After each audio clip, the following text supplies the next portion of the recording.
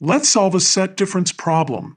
We'll find p minus q, where p is the set of factors of 12, and q is the set of multiples of 3 up to 12.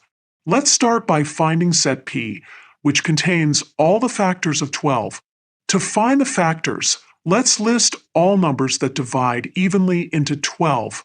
1 divides into 12, 2 divides into 12, 3 divides into 12, 4 divides into 12, 6 divides into 12, and 12 divides into 12.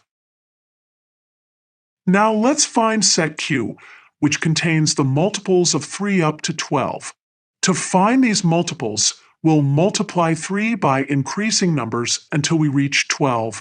3 times 1 is 3, 3 times 2 is 6, 3 times 3 is 9, and 3 times 4 is 12.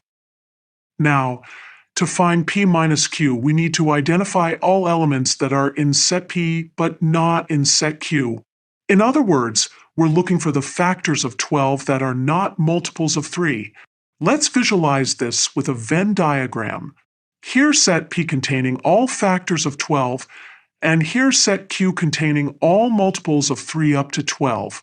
The elements we want are in the region that belongs to p but not to q.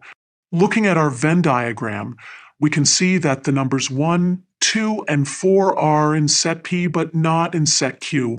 Therefore, p minus q equals the set containing 1, 2, and 4. And that's how we solve a set difference problem.